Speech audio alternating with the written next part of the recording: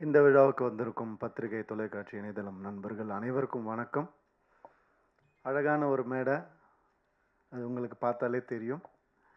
So, இவங்க எல்லார் கூடயும் நான் வொர்க் பண்ணியிருக்கேன்னு நினைக்கும்போது எனக்கு ரொம்ப சந்தோஷமா இருக்கு. அந்த அழகு படத்துலயும் அப்படியே வந்து நம்ம கேமேக் வந்து கேப்சர் பண்ணியிருக்காரு. ஒவ்வொருத்தருடைய எக்ஸ்பிரஷனையும், ஒவ்வொருத்தருடைய எமோஷனையும் அவ்வளோ அழகா கேப்சர் பண்ணியிருக்காரு. அது கூடிய சீக்கிரம் நீங்க எல்லாரும் பார்க்க போறீங்க. மிகவும் ஒரு அழகான ஒரு கதை இந்த படம். இந்த படம் வந்துட்டு டைட்டிலே வந்து காதலிக்க நேரமில்லை பயங்கர கேட்சியா இருந்துச்சு. ஆம், அந்த நம்மளுடைய கிளாசிக் காதலிக்க நேரமில்லை அந்த டைட்டில் கிடைச்சது ரொம்ப சந்தோஷம். அதை எல்லாரும் அப்ரூவ் பண்ணது இந்த கதைக்கு அது பொருந்துமான்னு நினைக்கும் போது அப்படியே அருமையாக பொருந்திருந்துச்சு. ஸோ அதுவே ஒரு பெரிய கிஃப்ட் எங்களுக்கு. இந்த டைட்டிலை செலக்ட் பண்ணுறதுக்கு முதல்ல ஹீரோக்கு தான் தேங்க் பண்ணணும். அண்ட் டைட்டில் கூட விட்டுட்டாங்க. அது என்ன நித்யா மேனன் முதல்ல, அப்புறமா ஜெயம் ரவி. அதுதான் முதல்ல ஒரு கேள்வியா இருந்தது. அப்படி என்ன உங்களுக்கு கான்ஃபிடன்ஸ் அப்படின்னு கேட்டாங்க. செல்ஃப் கான்ஃபிடன்ஸ் தான். வேற என்ன கான்ஃபிடன்ஸ்? வேற எதுவும் கிடையாது. ஐ மீன் நான் எல்லாமே உடைச்சிருக்கிறேன்னு நான் நம்புறேன் சினிமாவுல. இது ஒரு ஜாம்பி படம், ஒரு ஸ்பேஸ் படம் அப்படின்னு. அது அது மட்டும் தான் உடைக்க முடியுமா என்ன? இதையும் உடைப்போம்னு தான் நம்ம எல்லாரும் பேசி உடைச்சோம். அது நான் வந்து இந்த மேடையில தான் அத நான் சொல்ல முடியும். எவ்வளோ பேர் எப்படியோ ட்விஸ்ட் பண்ணிலாம் கேட்டு பார்த்தாங்க. உண்மை இதுதான்.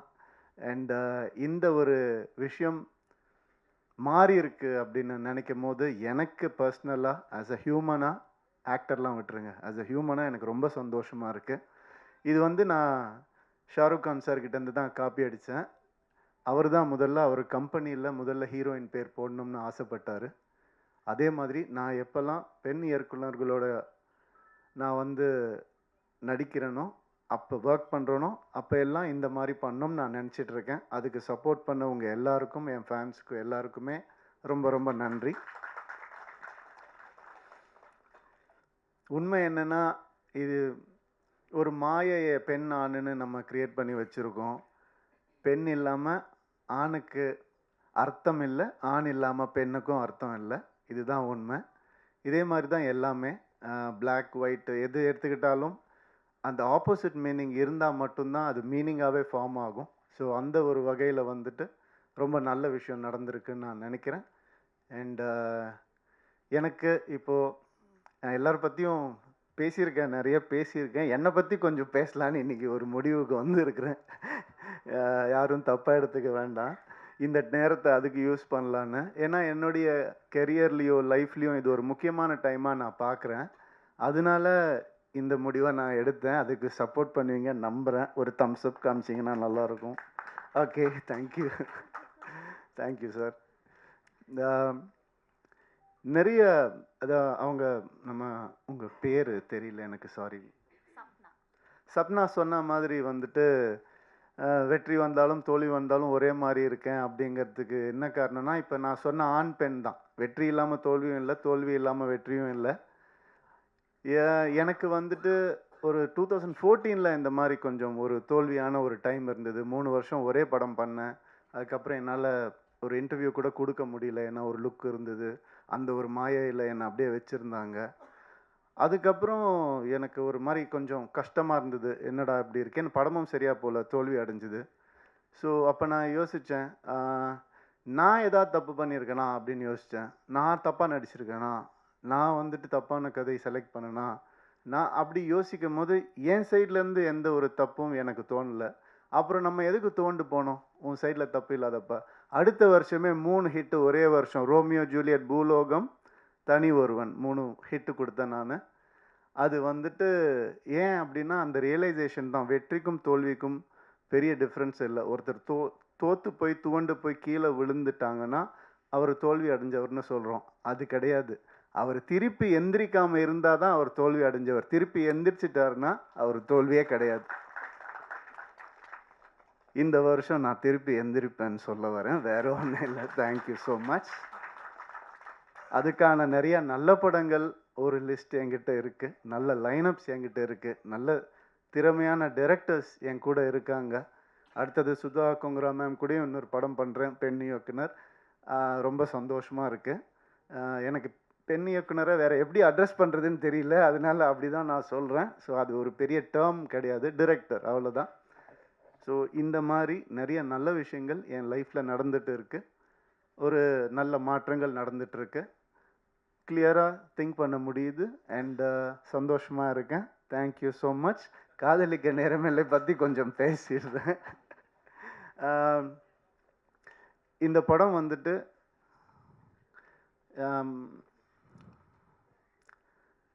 பாலச்சந்தர் சார் எப்படி அவருடைய ஈரால நிறைய விஷயங்களை உடைச்சு புதுசாக எந்த நெருடலும் இல்லாமல் காமிச்சாரோ அந்த மாதிரி கிரு வந்துட்டு இந்த படத்தை ஆஸ் அ ஃபீமேலாக அவங்க பண்ணியிருக்காங்க.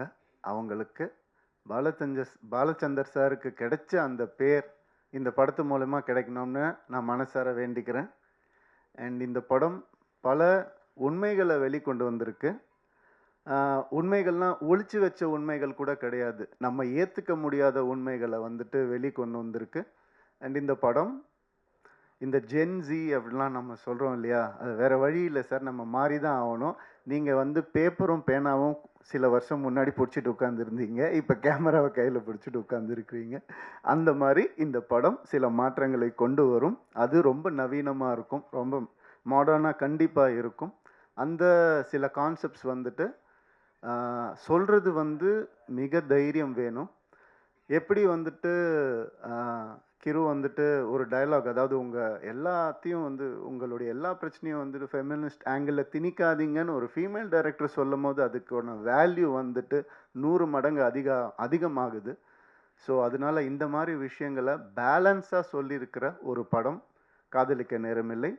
நிறைய வேல்யூஸை வந்துட்டு புதுசாக சொல்லியிருக்கக்கூடிய ஒரு படம். நம்ம எப்போவுமே நம்ம லைஃப்பில் சினிமா ஒரு பார்ட், அதை யாராலையும் மறுக்கவே முடியாது. அம்மா அப்பா சொல்லி கொடுக்காத சில விஷயங்களை கூட சினிமா சொல்லி கொடுக்கும்ன்ற நம்பிக்கையில் தான் நான் சினிமாக்குள்ளே வந்தேன். அந்த மாதிரி இந்த ஜென்ரேஷனுக்கு சொல்லி கொடுக்க முடியாத, பேச முடியாத சில விஷயங்களை ரொம்ப அழகாக டீல் பண்ணியிருக்காங்க. இந்த மாதிரி திறமையான தைரியமான டிரெக்டர்ஸ் இன்னும் வரணும் தமிழ் சினிமாவுக்கு நான் ஆசைப்படுறேன். வர பொங்கலுக்கு இந்த படம் ரிலீஸ் ஆகுது. கண்டிப்பாக தேட்டரில் வந்து பாருங்கள். யூஏ சர்டிஃபிகேட் தான். ஸோ நீங்களே முடிவு பண்ணிட்டு வாங்க. தேங்க்யூ. வணக்கம்.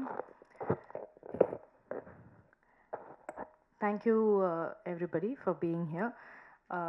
இந்த படம் ஃபஸ்ட் டைம் நான் இந்த நரேஷன் கேட்டது was a year and a half back. கிரு என்னை கால் பண்ணி நான் வந்து ட்ரைவ் பண்ணிகிட்டு இருந்தேன். அப்போது ட்ரைவ் பண்ணிகிட்டு இருக்கும்போது இந்த ஃபுல் படத்தை நான் வந்து நரேஷன் கேட்டேன். எனக்கு நரேஷன் கேட்கும்போது அந்த படம் எனக்கு தலையில் அப்படியே ஓடும். அப்போலேருந்து இப்போ வந்து இதை ஃபஸ்ட் டைம் இங்கே பெரிய ஸ்க்ரீனில் பார்த்தேன்னா, ஸோ இங்கே பார்க்கும்போது it's a very beautiful feeling.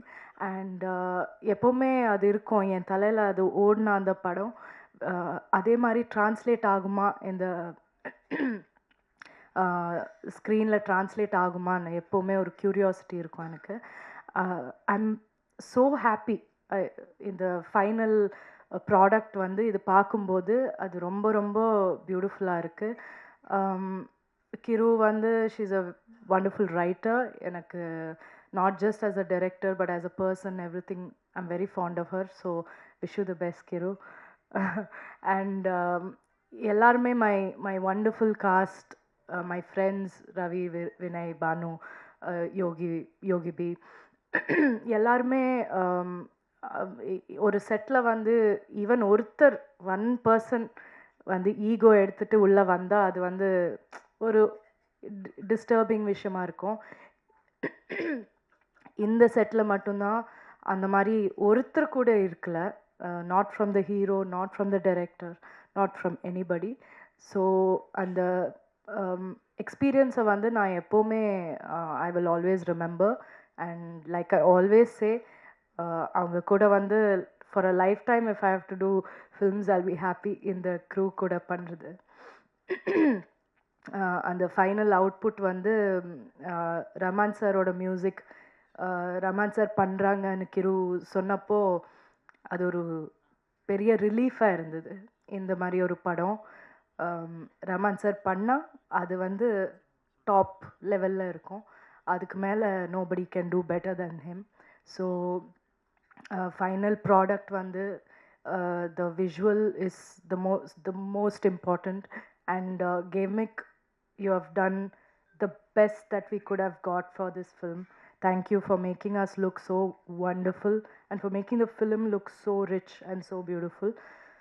Everybody in the crew, Lawrence Kishore, Latta, everybody, all எல்லாரும் ஒன்றா வந்து இந்த படத்தை இந்த மாதிரி பண்ணியிருக்கோம்.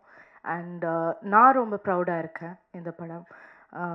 இந்த மாதிரி ஒரு படம் பண்ணணும்னு எப்போவுமே நான் யோசிச்சுட்டு இருப்பேன்.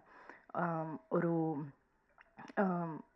பவுண்ட்ரிஸ் எல்லாம் பிரேக் பண்ணி ஒரு பாத் பிரேக்கிங்கான ஒரு ஃபிலிமாக இருக்கும். ஸோ அண்ட் ரொம்ப ஃபன்னாக இருக்கும். ராம்காம்னு நம்ம சொல்ல முடியாது, ஏன்னா ஒரு ஃபிலிம் ஒரு லைட்டர் ஜானர் ஆகிட்டா அதை ராம்காம், அதுக்கு ஒரு பேர் தான் இருக்குது romcom, but that's not true. அது ராம்காம்னு சொல்ல முடியாது, அது ஒரு ரொமான்டிக் ட்ராமான்னு சொல்லலாம். there's a lot of drama that is there in the film. So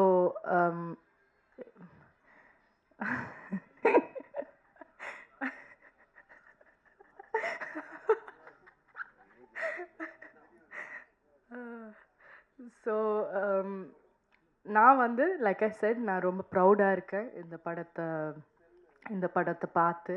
and எனக்கு இப்போ எக்ஸைட்டடாக இருக்குது தியேட்டரில் நான் போய் பார்க்கணுன்னு. ஸோ ஐ ஹோப் எல்லாருமே போய் பாருங்கள். பொங்கல் இவ்வளோ ஆஸ்பீஷியஸான ஒரு நாள், அந்த நாள் நம்ம வரோம். So we are all super thrilled, and please watch the film and enjoy the film. Thank you.